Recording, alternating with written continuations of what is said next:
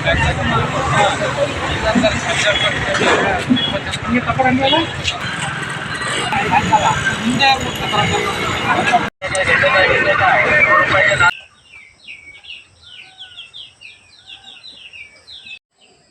Friends, welcome back to my YouTube channel. Friends, ಎಲ್ಲರೂ ಹೇಗಿದ್ದೀರಾ? ನೀವು ಚೆನ್ನಾಗಿದ್ದೀರಾ ಅಂತ ಅಂದ್ಕೊಳ್ತೀನಿ. ನಾನು ಚೆನ್ನಾಗಿದ್ದೀನಿ. ಫ್ರೆಂಡ್ಸ್, ಇವತ್ತು ಬೆಳಗ್ಗೆನೇ ಲಾಗ್ನ ಸ್ಟಾರ್ಟ್ ಮಾಡ್ತಾ ಇದ್ದೀನಿ. ಬನ್ನಿ ಇವತ್ತಿನ ಲಾಗಲ್ಲಿ ಏನೇನಿರುತ್ತೆ ಅಂತ ನೋಡೋಣ. ಫ್ರೆಂಡ್ಸ್, ಇವತ್ತು ಮನೆ ಮುಂದೆ ನೋಡ್ಬೋದು ತುಂಬಾ ಗಲೀಜಾಗಿದೆ. ಇವತ್ತು ಮಳೆ ಊದಿತ್ತು ಅಂತ ಅಂದ್ಬಿಟ್ಟು ರಾತ್ರಿ ಕೊಟ್ಟಿಗೆ ಒಳಗೆ ಆಡನ್ನ ಕಟ್ಟಿರಲಿಲ್ಲ. ಇಲ್ಲಿ ಮನೆ ಮುಂದೆ ಕಾಂಪೌಂಡ್ ಒಳಗೆ ಎಲ್ಲನೂ ಕಟ್ಕೊಂಡಿದ್ದು ನೋಡಿ ಎಷ್ಟು ಗಲೀಜಾಗಿದೆ, ತುಂಬಾ ಗಲೀಜಾಗಿದೆ. ಇವಾಗ ನಾನು ಇದನ್ನೆಲ್ಲ ಕ್ಲೀನ್ ಮಾಡ್ತಾ ಇದ್ದೆ. ಯಜಮಾನ್ರು ಹಾಲು ತೊಗೊಂಡು ಹೋಗಿದ್ದಾರೆ, ಹಾಲು ಕರ್ದು ಕೊಟ್ಟಿದ್ದೀನಿ. ಇವಾಗ ನಾನು ಇದೆಲ್ಲ ಕ್ಲೀನ್ ಮಾಡಿ ನೀರು ಹಾಕ್ಕೊಂಡು ಎಲ್ಲನೂ ತೊಳಿಬೇಕು.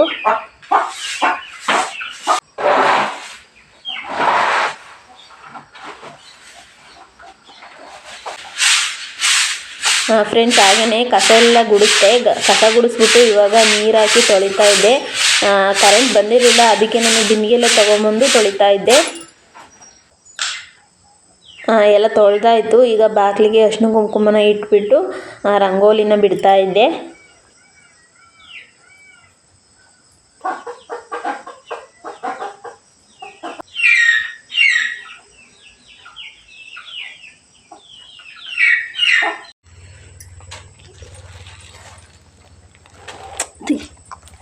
ಫ್ರೆಂಡ್ಸ್, ಇದಾದಮೇಲೆ ನೆಕ್ಸ್ಟು ರಾತ್ರಿ ತಂದಿದ್ದು ಸ್ವಲ್ಪ ಗೋಬಿ ಹಾಗೇನೇ ಇತ್ತು. ಅದಕ್ಕೆ ಈಗ ನಮ್ಮ ರಾಮಂಗೆ ಹಾಕಿದ್ದೀನಿ. ಅದನ್ನು ತಿನ್ನು.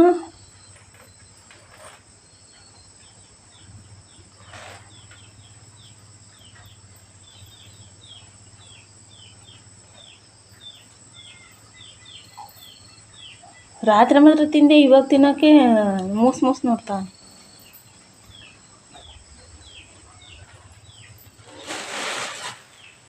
ಫ್ರೆಂಡ್ಸ್, ಹಾಗೆಯೇ ಕೆಲಸ ಎಲ್ಲ ಮುಗಿಸಿ ತಿಂಡಿ ತಿಂದು ಈಗ ನಾವು ಇರಿಸವೆಗೆ ಹೋಗ್ತಾ ಇದ್ದೀವಿ. ಯಜಮಾನ್ರಿಗೆ ಸ್ವಲ್ಪ ಹುಷಾರಿರಲಿಲ್ಲ, ಅವ್ರನ್ನ ಆಸ್ಪತ್ರೆಗೆ ತೋರಿಸ್ಕೊಂಡು ಹಂಗೆ ಒಂದು ಸ್ವಲ್ಪ ಶಾಪಿಂಗ್ ಮಾಡಬೇಕಾಗಿತ್ತು, ಅದಕ್ಕೆ ಹೋಗ್ತಾ ಇದ್ದೆ.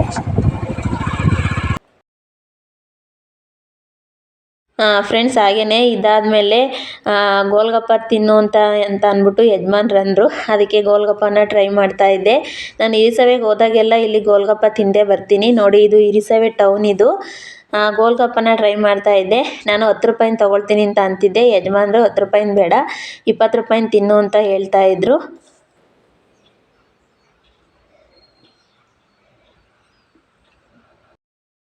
ಅವ್ರನ್ನ ತಿಂದಿದ್ದಕ್ಕೆ ಅವರು ನನಗೆ ಬೇಡ, ನಾನು ಇಂಜೆಕ್ಷನ್ ತೊಗೊಂಡಿದ್ದೀನಿ ಅಂತ ಹೇಳಿದರು. ಯಜಮಾನ್ರ ಜೊತೆ ಹಿಂಗೆ ಹೊರಗಡೆ ಬಂದು ಏನಾದ್ರು ತಿನ್ನಬೇಕು ಅಂದರೆ ನನಗಂತೂ ಖುಷಿ. ಪಾಪ ಅವರಂತೂ ತಿಂತಾ ಇರಲಿಲ್ಲ, ಅದೊಂದು ಫೀಲಿಂಗ್ ಆಗ್ತಾಯಿತ್ತು. ಅವ್ರಿಗೆ ಹುಷಾರಿಲ್ದಿದ್ದ ಕಾರಣ ಅವರೇನು ಹೊರಗಡೆ ತಿನ್ನೋಕ್ಕೆ ಇಷ್ಟಪಡಲ್ಲ ಹುಷಾರಿಲ್ದಾಗ. ನಾನಂತೂ ಚೆನ್ನಾಗಿ ಬ್ಯಾಟಿಂಗ್ ಮಾಡಿದೆ. ಹಾಗೆಯೇ ಇಲ್ಲಿ ಟೊಮೊಟೊ ಹಣ್ಣು ಮಾರ್ತಾಯಿದ್ರು. ಅಲ್ಲಿ ಹಸಿರು ಮೆಣಸಿನ್ಕಾಯಿ ಇತ್ತು. ಮನೇಲಿ ಮೆಣಸಿನ್ಕಾಯಿ ಖಾಲಿಯಾಗಿತ್ತು, ಅದಕ್ಕೆ ಕೇಳ್ತಾ ಇದ್ದೆ. 1/4 kg 30 ರೂಪಾಯಿ ಅಂತ ಹೇಳ್ತಾಯಿದ್ರು. ನಾನು ಜಾಸ್ತಿ ಒಣಮೆಣ್ಸಿನ್ಕಾಯ ಯೂಸ್ ಮಾಡಲ್ಲ ಮನೇಲಿ. ಎಲ್ಲದಕ್ಕೂ ನಾನು ಹಸಿರು ಮೆಣಸಿನ್ಕಾಯಿನೇ ಯೂಸ್ ಮಾಡ್ತೀನಿ. ಹಸಿರು ಮೆಣಸಿನ್ಕಾಯಿ ಜಾಸ್ತಿ ತಿನ್ನಬಾರ್ದು, ಗ್ಯಾಸ್ಟ್ರಿಕ್ಕು ಅಂತಾರೆ. ಆದರೆ ನಾನು ಅದನ್ನೇ ಅಭ್ಯಾಸ ಮಾಡ್ಕೊಂಬಿಟ್ಟಿದ್ದೀನಿ. ಅದಕ್ಕೆ ಈಗ ಹಸಿರು ಮೆಣಸಿನ್ಕಾಯಿ ತೊಗೊಳ್ಳೋಣ ಅಂತ ಅಂದ್ಬಿಟ್ಟು ಅವ್ರನ್ನ ಒಂದು 20 ರೂಪಾಯಿ ಹಸಿರು ಮೆಣಸಿನ್ಕಾಯಿ ಕೇಳಿದೆ. ಅವರು 1/4 kg ತಗೊಳ್ಳಿ 30 ರೂಪಾಯಿ ಅಂತ ಹೇಳಿದರು. ನನಗೆ 20 ರೂಪಾಯಿನ ಸಾಕು ಕೊಡಿ ಅಂತ ಅಂದೆ. ನೆಕ್ಸ್ಟ್ ಅವ್ರಿಗೆ 100 ರೂಪಾಯಿ ದುಡ್ಡು ಕೊಟ್ಟೆ. ಅವರು ನನ್ನ ಹತ್ರ ಚೇಂಜ್ ಇಲ್ಲ ಅಂತ ಅಂದ್ಬಿಟ್ಟು ಅದನ್ನು ರಿಟರ್ನ್ ಕೊಟ್ಟರು. ನೆಕ್ಸ್ಟ್ ಒಂದು ಕೊತ್ತಂಬರಿ ಸೊಪ್ಪನ್ನು ಕೇಳಿದೆ. 10 ರೂಪಾಯಿ ಒಂದು ಕೊತ್ತಂಬರಿ ಸೊಪ್ಪು ಅಂತ ಅಂದರು. ಸರಿ ಆಯಿತು ಅಂತ ಅಂದ್ಬಿಟ್ಟು ನಾನು ಕೊಟ್ಬಿಟ್ಟು ಅದನ್ನು ತೊಗೊಂಬಂದೆ. ನೆಕ್ಸ್ಟು ಇಲ್ಲಿ ಕಡಲೆಕಾಯಿ ಮಾರ್ತಾಯಿದ್ರು. 100 ರೂಪಾಯಿಗೆ 4 ಸೇರು ಅಂತ ಅಂದ್ಬಿಟ್ಟು ನನಗೆ ಕಡಲೆಕಾಯಿ ನೋಡಿದ ತಕ್ಷಣ ಆಸೆ ಆಯಿತು, ಹಸಿ ಕಡಲೆಕಾಯಿ. ಅದಕ್ಕೆ ಯಜಮಾನ್ರಿಗೆ ನಾನು ಕಡಲೆಕಾಯಿ ತಗೊಳ್ತೀನಿ ಅಂತ ಅಂದೆ. ಸರಿ ತಗೋ ನಡಿ ಅಂತ ಅಂದ್ಬಿಟ್ಟು ಅವರು ಅಂದರು. ನೋಡಿ, ಇವಾಗ ಕಡಲೆಕಾಯಿ ಸೀಸನು, ಹಸಿ ಕಡಲೆಕಾಯಿ. ನನಗಂತೂ ಹಸಿ ಕಡಲೆಕಾಯಿ ತುಂಬಾ ಇಷ್ಟ. ಅದು ನನಗೆ ಬೇಯಿಸಿ ತಿನ್ನೋದಕ್ಕಿಂತ ನನಗೆ ಅದನ್ನೆಲ್ಲ ನೀಟಾಗಿ ತೊಳೆದು ಹುರ್ಕೊಂಡು ತಿನ್ನೋದೇ ನಂಗೆ ಇಷ್ಟ. ನೆಕ್ಸ್ಟು ಇದಾದಮೇಲೆ ಮನೆ ಹತ್ರ ಹೊರಟು ನಾವು ಇನ್ನೇನು ತೊಗೊಳೋದಿರಲಿಲ್ಲ, ಮನೆ ಹತ್ರ ಹೋಗ್ತಾ ಇದ್ದೋ.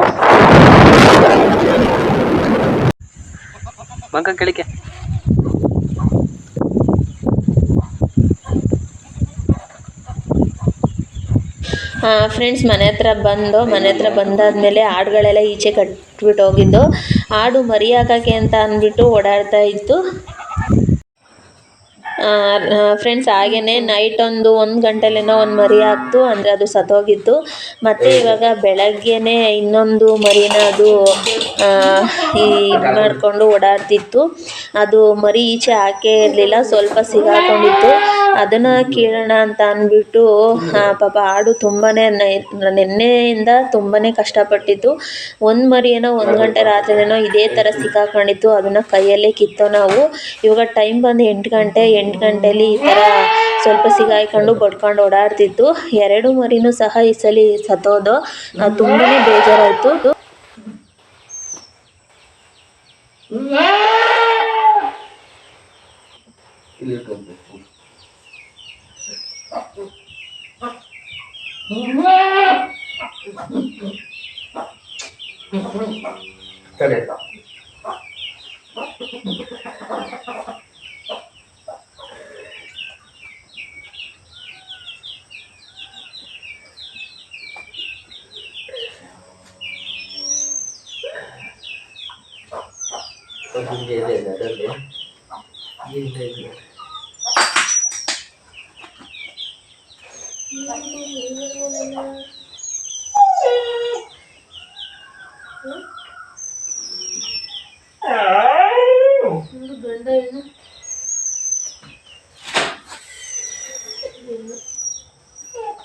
ಫ್ರೆಂಡ್ಸ್ ಹಾಗೇನೆ ಈ ಮರಿನೂ ತೆಗ್ದು ನೈಟು ಒಂದು ಮರಿನ ತೆಗೆದ್ಬಿಟ್ಟು ಒಂದು ಡಬ್ಬಿಗೆ ಹಾಕಿಟ್ಟಿದ್ದೆ.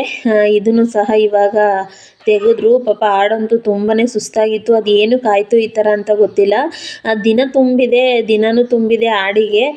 ನೋಡಿದರೆ ಈ ಥರ ಮರಿಗಳು ಸತ್ತೋಗ್ಬಿಟ್ಟು ಏನು ಪ್ರಾಬ್ಲಮ್ ಆಯಿತು ಅಂತಲೂ ಗೊತ್ತಿಲ್ಲ.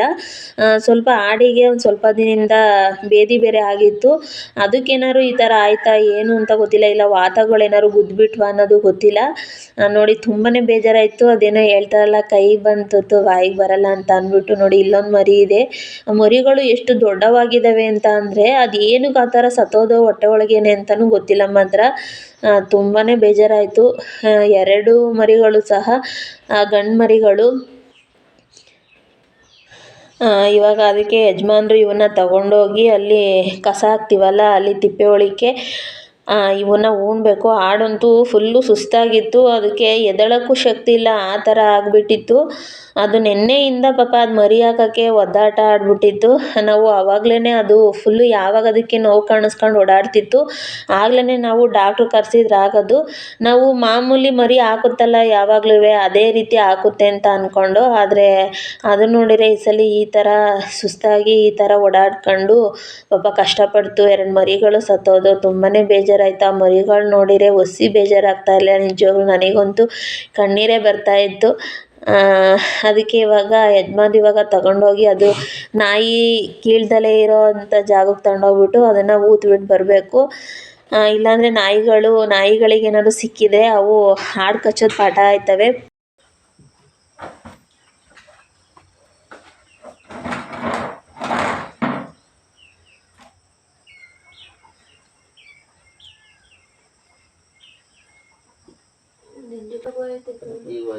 ಗಂಜಿ ಕೊಡೋಣ, ಬಿಸಿನೀರಿಗೆ ಬೈ ತೊಗೊಳ್ಬೇಕು.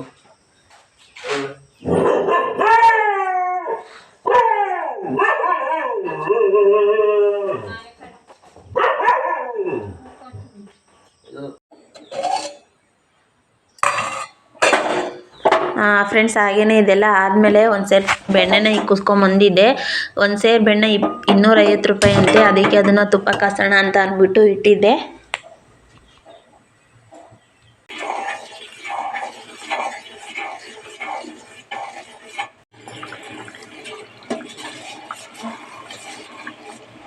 ಫ್ರೆಂಡ್ಸ್ ಇವತ್ತಿನ ವಿಡಿಯೋ ಇದಾಗಿತ್ತು. ಪ್ಲೀಸ್ ವಿಡಿಯೋ ಇಷ್ಟ ಆದರೆ ಲೈಕ್ ಮಾಡಿ. ಹೊಸದಾಗಿ ನನ್ನ ಚಾನಲ್ನ ನೋಡ್ತಾ ಇರೋದು ಸಬ್ಸ್ಕ್ರೈಬ್ ಮಾಡಿಕೊಂಡು ಸಪೋರ್ಟ್ ಮಾಡಿ. ಹಾಗೆ ನಿಮ್ಮ ಫ್ರೆಂಡ್ಸು ಫ್ಯಾಮಿಲಿ ಮೆಂಬರ್ಸ್ಗೂ ಶೇರ್ ಮಾಡಿ.